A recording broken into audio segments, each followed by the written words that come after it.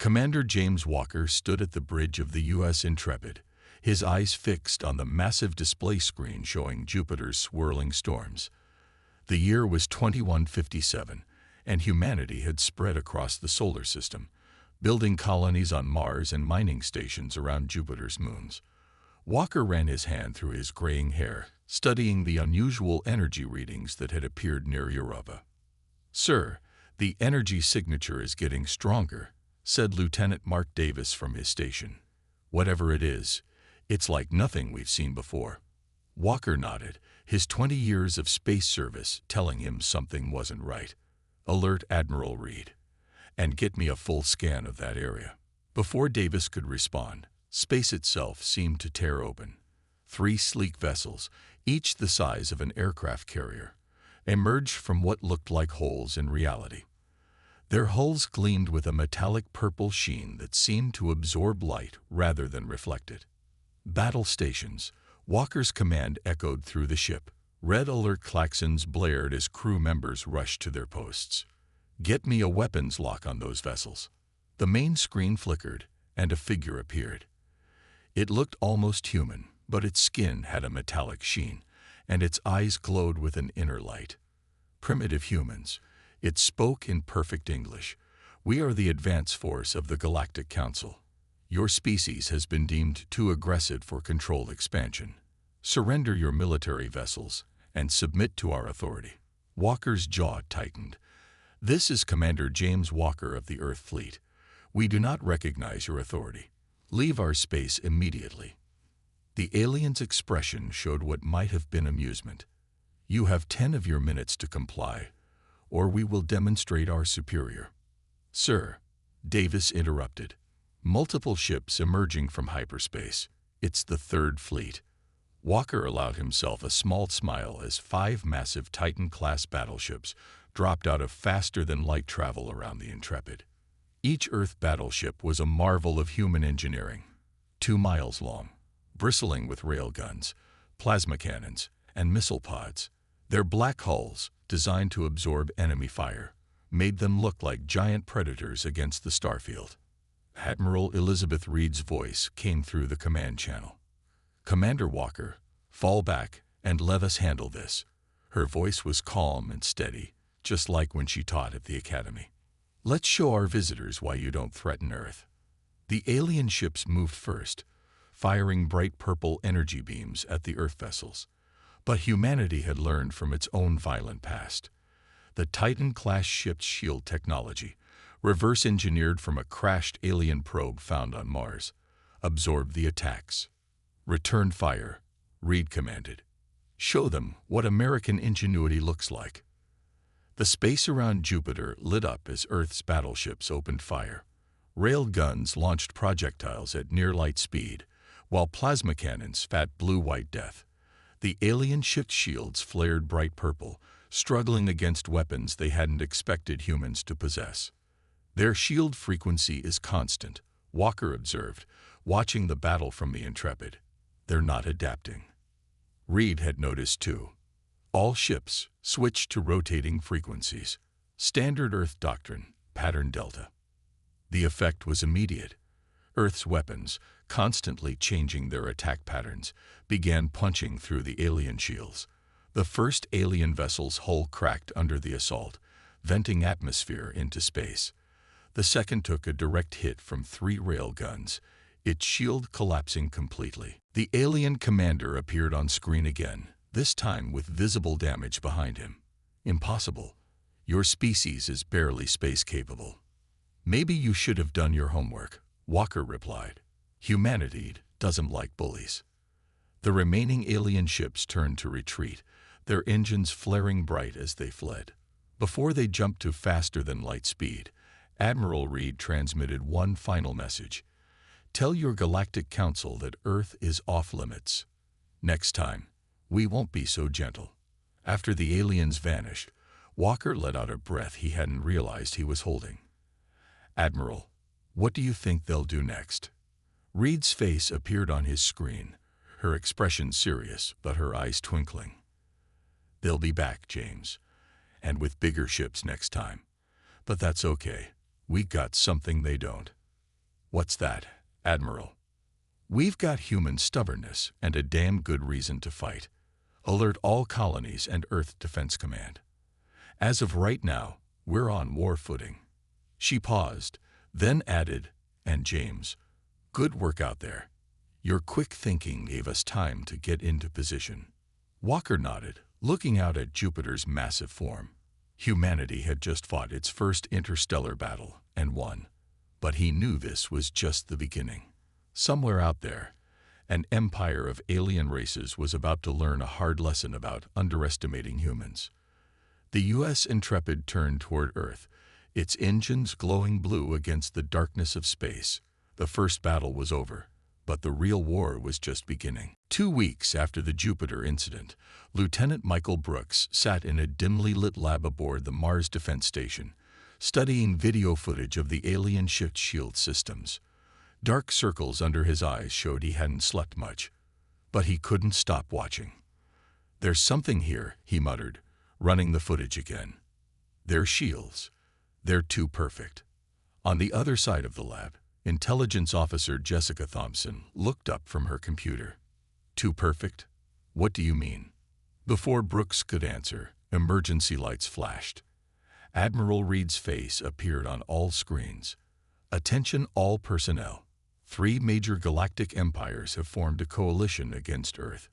They're calling themselves the Unified Defense Alliance. All ships and stations, battle stations." Thompson and Brooks rushed to the main command center. The massive screen showed hundreds of alien ships gathering at the edge of the solar system. Their designs were different, some crystalline, others organic-looking, and some made of that strange purple metal they'd seen before. "The coalition consists of 3 empires," Admiral Reed explained to the gathered officers. "The Celestial Dominion, the Crystal Hierarchy, and the Biomech Collective. Together, they control half the known galaxy." "And they're all afraid of us?" someone asked. "They're afraid of what we might become," Thompson spoke up. She pulled up data on the main screen. "I managed to hack into their communication networks. They call us primitive upstarts, but they're terrified that we developed shield-piercing weapons so quickly." Lieutenant Brooks stepped forward. "Admiral, I think I found something." He played the battle footage. "Look at their shield patterns. They're absolutely perfect. No variations, no adaptations. They built their entire defense doctrine around having the strongest possible shield at a single frequency." Admiral Reed's eyes lit up. "And we designed our weapons to constantly change frequencies because we never trusted any single defense to be perfect." "Exactly." Brooks pointed to more data. "Their entire military technology is based on finding the perfect solution and sticking to it. They don't adapt in battle.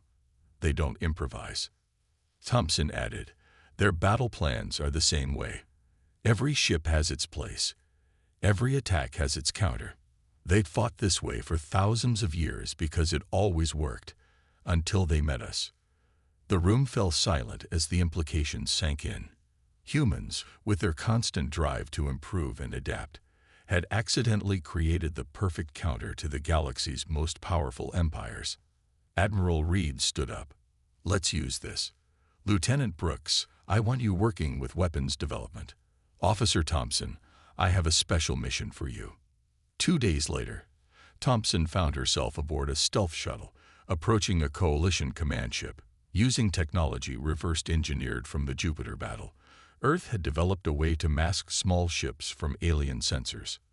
"Remember," Reed's voice came through her comm, "we need their complete battle plans. The more we know about how they think, the better we can fight them." Thompson's shuttle slipped through a maintenance dock, its adaptive camouflage making it look like debris. She wore a suit that bent light around her, making her nearly invisible. "I'm in," she whispered. "Their security is very predictable." As she downloaded data from their computers, she couldn't help but smile.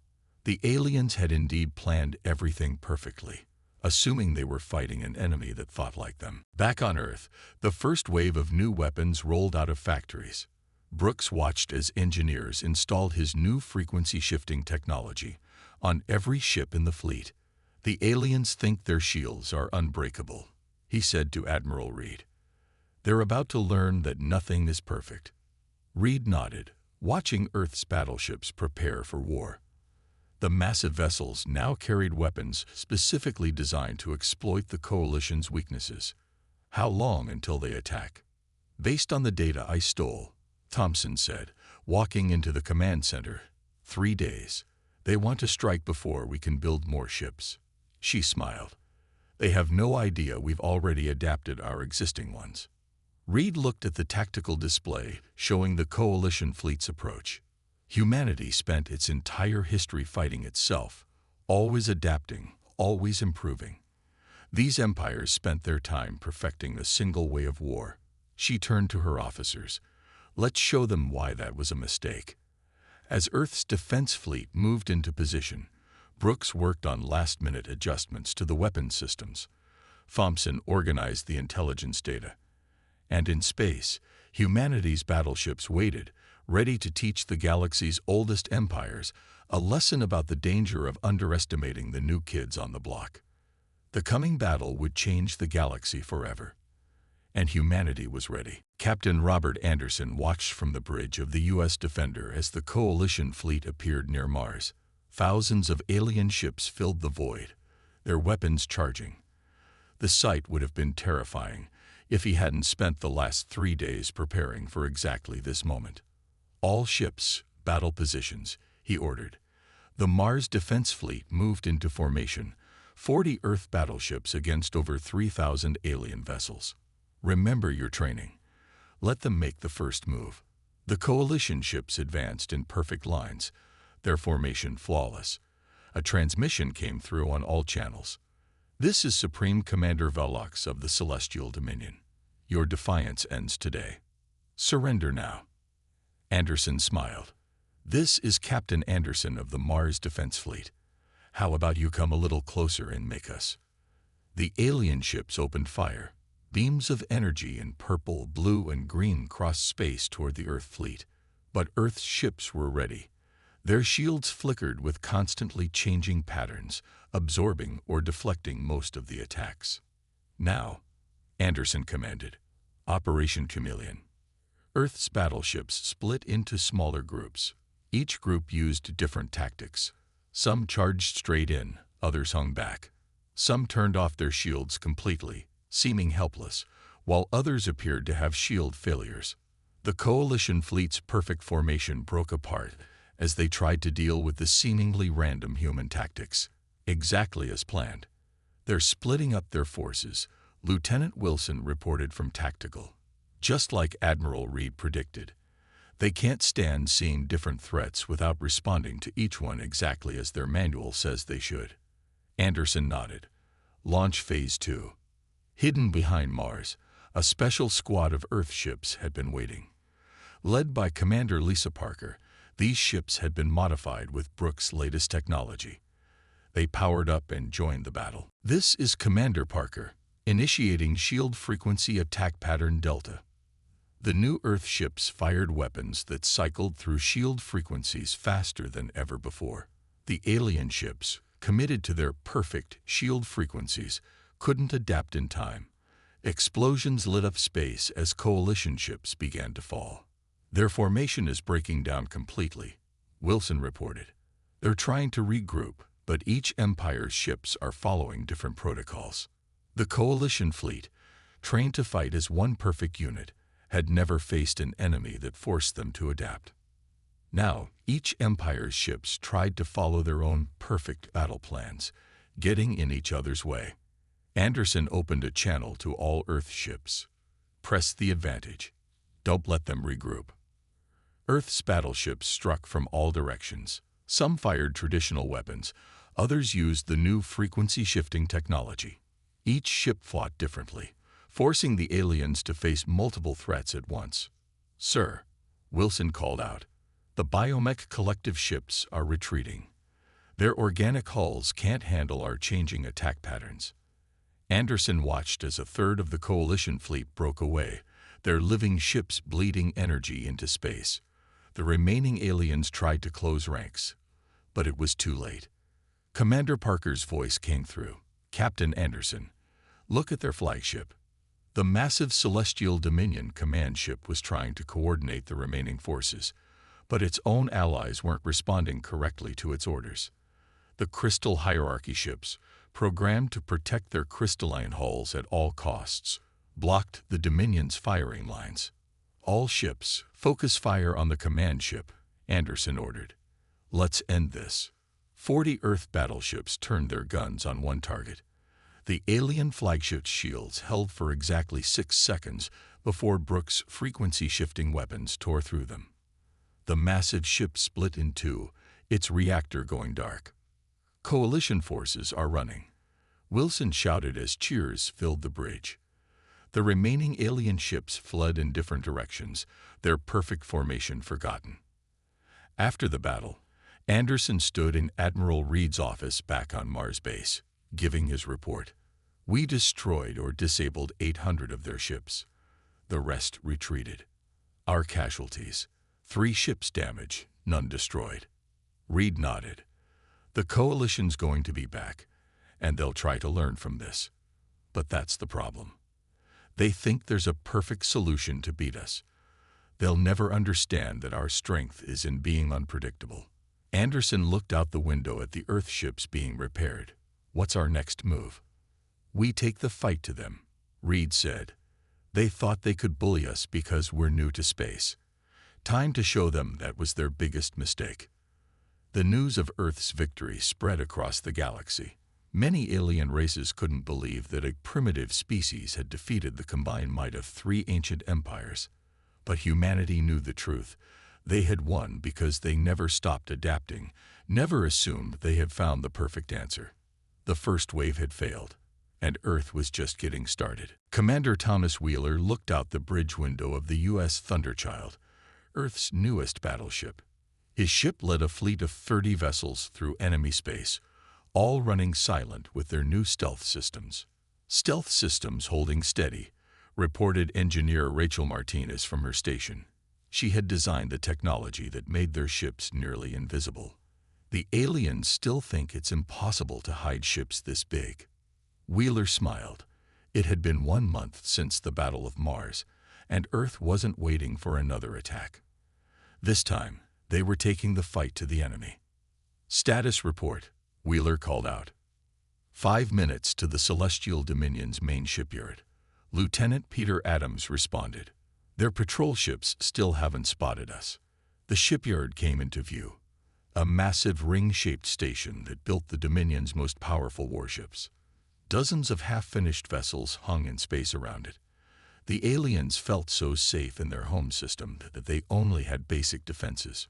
"Remember," Wheeler said to his crew, "we hit hard, we hit fast, and we don't use the same trick twice. That's what they'll be expecting after Mars." Martinez looked up from her console. "Sir, I have an idea. Their sensors work on basic energy detection. What if we didn't try to hide at all?" Wheeler turned to her. "Explain." "We could make our ships look like their ships. Their sensors are so rigid, they only see what they expect to see." Wheeler grinned. This was why humans were winning. They never stopped thinking of new ideas. "Do it." Martinez's fingers flew over her console, reprogramming their energy signatures. On enemy screens, the Earth fleet now looked like returning Dominion patrol ships. "All ships, prepare for attack pattern Omega," Wheeler ordered. "But first, let's give them a surprise." The U.S. Thunderchild led the fleet straight toward the shipyard's main docking bay. The station's controllers, seeing what they thought were friendly ships, opened the massive doors. "They're actually letting us in," Adams said, amazed. "They're not even checking ID codes." Wheeler stood up. "All ships, battle stations. Show them why you don't invite strangers into your home." The Earth fleet dropped their disguise. 30 battleships, now inside the enemy's defense perimeter, opened fire. The shipyard's internal defenses, designed to shoot outward, couldn't target them effectively. "Main assembly area destroyed," Adams reported as explosions lit up the station. Their new flagship just broke in half. But the Dominion wasn't helpless. Alarm sirens blared across their system. Enemy ships began jumping in from nearby bases. Phase 2, Wheeler commanded. Martinez, show them your other surprise. Martinez activated her newest invention. The Earth ships released thousands of small drones, each one broadcasting different energy signatures. On enemy sensors, it looked like hundreds of Earth battleships had suddenly appeared. They're splitting their forces again. Adams called out, just like at Mars. The Dominion ships tried to attack all the targets at once, spreading themselves too thin. Meanwhile, the real Earth ships targeted their command and control centers. Sir, Martinez called out, 3 enemy dreadnoughts approaching. Old models. Their shields only work at 2 frequencies. Wheeler nodded. Concentrate fire. Show them what new technology can do. The U.S. Thunderchild and 2 other Earth ships engaged the dreadnoughts. The battle lasted less than 2 minutes. The ancient alien vessels, relying on outdated technology they had never needed to improve, fell quickly to Earth's adaptive weapons. Station Control Center targeted, Adams reported. Their commanders are trying to evacuate. Not today, Wheeler said. Martinez, can you hack their escape pods? Already done, sir. They're locked down. We can capture their leadership. The battle ended as quickly as it had begun. The mighty shipyard, pride of the celestial dominion, floated in ruins. Half-built warships drifted in pieces, and for the first time in their history, senior Dominion commanders were in enemy hands. Back on the Thunderchild's bridge, Wheeler sent his report to Admiral Reed. Mission accomplished. Shipyard destroyed. 15 enemy capital ships eliminated. No Earth casualties. And we have prisoners who know all the Dominion's defense codes. Reed's response came quickly. Excellent work. This will show them we're not just good at defending. How's the new ship performing? Wheeler looked around his bridge proudly. The Thunderchild lives up to her name. Admiral, the aliens never saw us coming. And when they did, it was too late. Good, Reed replied. Because this was just the beginning. Get your prisoners back to Earth. We're going to learn everything they know about the crystal hierarchy next. As the Earth fleet headed home, Wheeler watched the burning shipyard disappear behind them. The aliens had thought humans were predictable after Mars. Instead, they had learned another hard lesson. Never assume you know what humans will do next. The counterstrike had worked perfectly, and somewhere out there, the other empires were realizing that nowhere in their space was truly safe anymore. Dr. William Parker's hands shook as he stared at his computer screen in the main lab of Earth Defense Command. He had been studying the captured alien data for weeks, but this discovery changed everything. This can't be right, he muttered, running the analysis again. Lieutenant Foster, come look at this. Lieutenant Emily Foster hurried over from her intelligence station. She had been working through the alien archives they'd captured from the Dominion shipyard. What did you find? Look at this DNA comparison, Parker said, pointing to his screen. I was studying why humans can adapt so much faster than the aliens. The answer was in our genes all along. Foster leaned closer, her eyes widening. Is that artificial sequencing? Someone engineered the human race, Parker said quietly. Long before recorded history, maybe 1,000,000 years ago. Admiral Reed walked into the lab just then, followed by Commander Walker. Dr. Parker, your urgent message said this was important. Parker turned to them, his face pale. Admiral, we found out why the Coalition is so afraid of us. There used to be another empire, long before any of the current ones. The archives call them the Founders. Walker frowned. What happened to them? They vanished, Foster said, pulling up more data. But before they did, they ran experiments on primitive species across the galaxy. Earth was one of their test sites. Parker nodded. They modified early humans, adding genetic sequences that would develop over millions of years. They gave us something none of the other species have, the ability to adapt and change rapidly. Reed sat down slowly. Are you saying we're someone's science experiment? We're their masterpiece, Parker corrected. The founders were trying to create a species that could think creatively, adapt quickly, and never stop improving. All the things that make us different from the coalition races, our creativity, our ability to think outside the box, it's built into our DNA. Walker looked at the data. The coalition must have found this information. That's why they attacked us so quickly.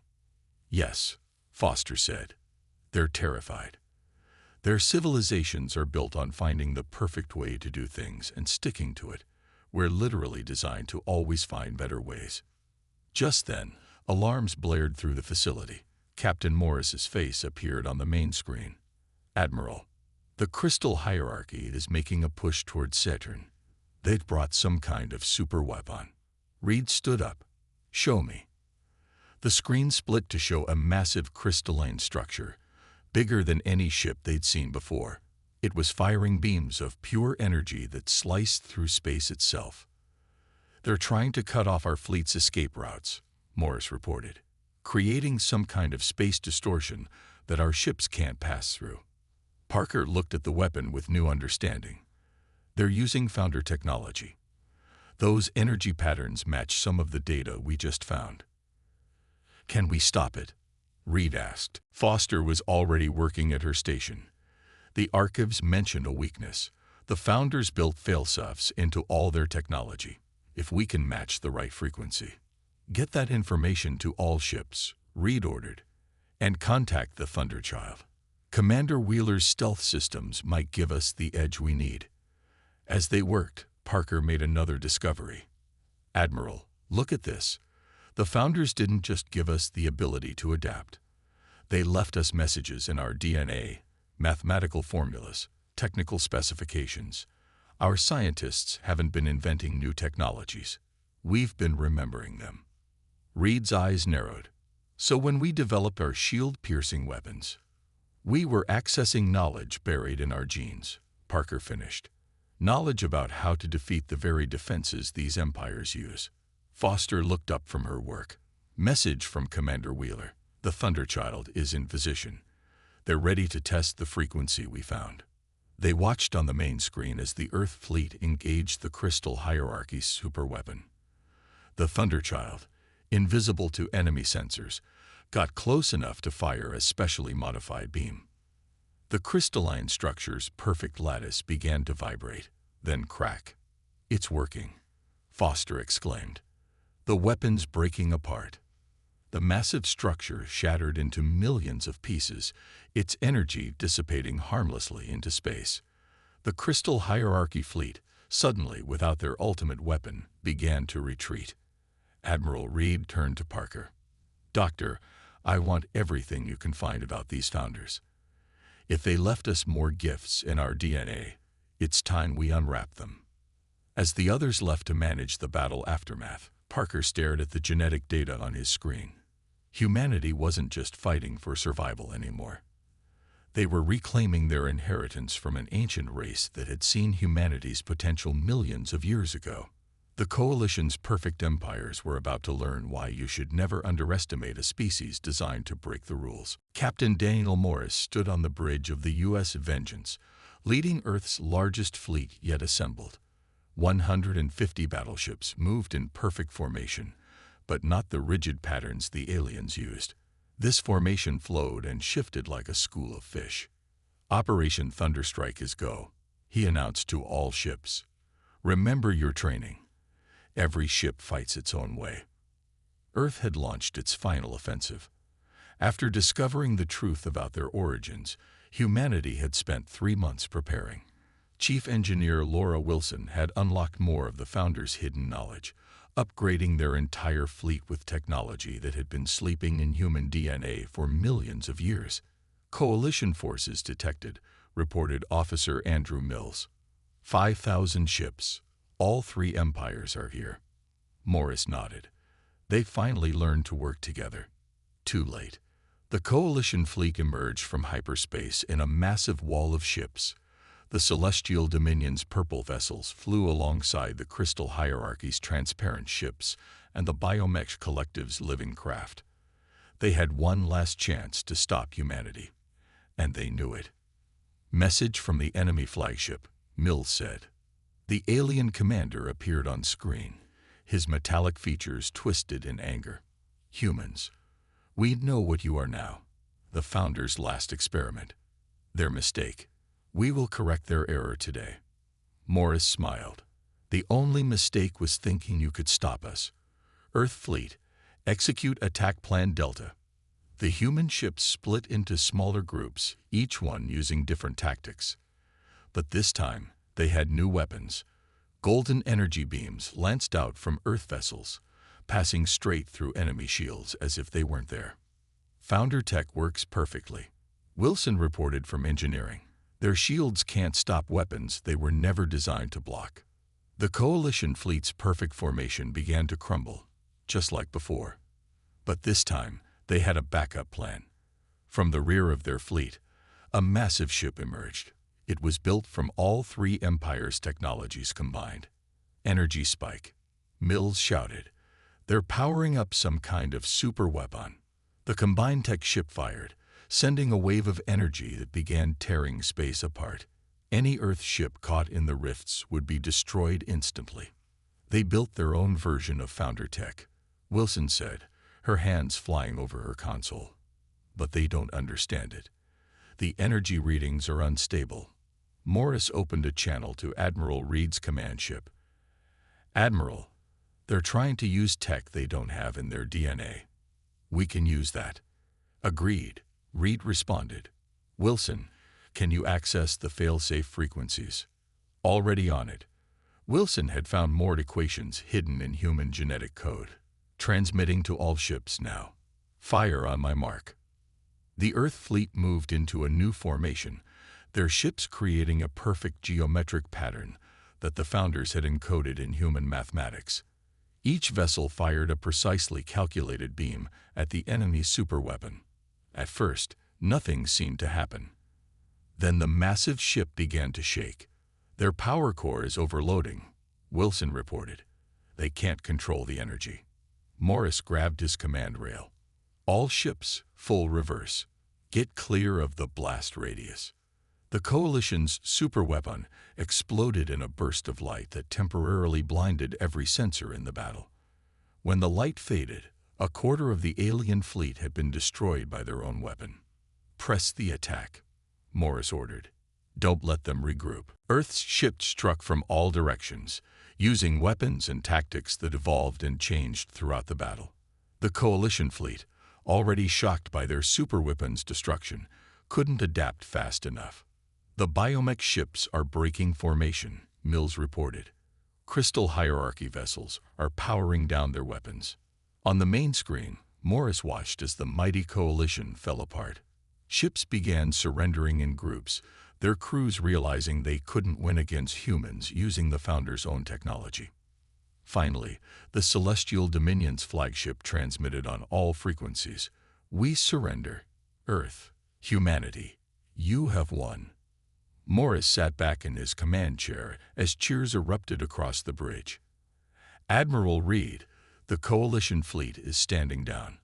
Operation Thunderstrike is complete. Well done, Captain, Reed replied. The Founders chose well when they modified our ancestors. Not because they made us perfect, but because they made us always want to improve. Morris looked out at the battlefield, where Earth ships were now helping damaged alien vessels. What happens now? Now, Reed said, we teach them what we learned.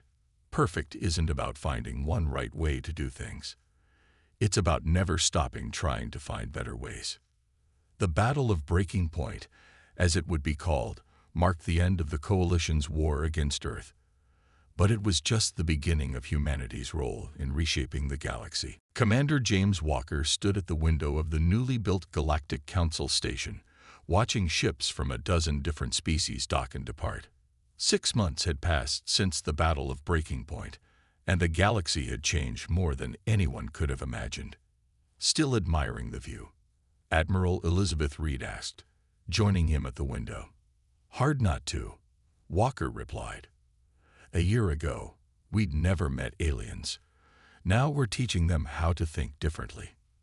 The station itself showed how things had changed. Instead of the rigid, perfect designs the old empires preferred, it combined styles from all species, including new ideas developed together. Ships of all shapes and sizes moved freely through space, no longer bound by their empire's strict protocols. Ambassador Walker, a young officer, called out, "The delegation from the Crystal Hierarchy is ready for today's training session." Walker smiled at his new title. After the war, he'd become Earth's lead diplomat. "Thank you, Lieutenant. Admiral, would you like to join us?" They walked together to the training center, where crystal-based ships practiced new flying patterns alongside Earth vessels. The hierarchy had struggled the most with change, but they were learning. "Watch this," Walker said proudly. A crystal hierarchy ship suddenly changed its formation mid-flight, something that would have been unthinkable months ago. Its crystalline structure shifted and adapted, using principles learned from studying human flexibility. "They're finally getting it." Reed nodded. Dr. Parker's latest report shows some interesting findings about that. They entered a large conference room where Dr. William Parker was presenting to a mixed group of human and alien scientists. His genetic research had continued after the war, revealing more secrets left by the founders. "The ability to adapt isn't just in human DNA," Parker was explaining. "The founders left markers in all species. They were just locked away. Humanity was their key to unlocking everyone's potential." At another part of the station, Chief Engineer Laura Wilson worked with alien engineers, teaching them how to combine technologies in new ways. The Biomech Collective's living ships now incorporated crystal technology, while Dominion vessels had learned to adapt their shield frequencies. "The best solutions come from working together," Wilson told her students. "No single approach is perfect, but we can always make things better." Lieutenant Emily Foster walked into the room, carrying new data from her intelligence network. But unlike during the war, this network now shared information openly between all species. "The outer colonies are reporting success with the new combined defense systems," she announced. "Crime rates are down 90% since we started working together." Walker led Admiral Reed to their next meeting, a gathering of fleet commanders from all former Empire worlds. Captain Robert Anderson and Commander Thomas Wheeler were already there, sharing Earth's battle tactics. "The key isn't to find the perfect attack pattern," Wheeler was saying. "It's to keep changing your approach based on what works." "But how do you know what will work?" a former Dominion commander asked. "You don't," Anderson replied. "That's why we try new things. Sometimes we fail, but we learn from every failure." The aliens were starting to understand. Their ships now carried mixed crews, combining different species' strengths. Earth's adaptability was spreading throughout the galaxy, awakening the potential the founders had hidden in all species. Later that day, Walker met with Captain Daniel Morris, who had just returned from exploring the outer regions of space. "Found something interesting out there," Morris reported, showing scanner data, signs of ancient founder technology. "But we're not rushing to claim it." "No?" Walker asked. "We're organizing a joint expedition. Humans, Dominion scientists, crystal researchers, and biomech explorers, working together, we'll learn more than any one species could alone." Admiral Reed smiled at this news. The founders would be proud. They didn't just engineer humans to be special.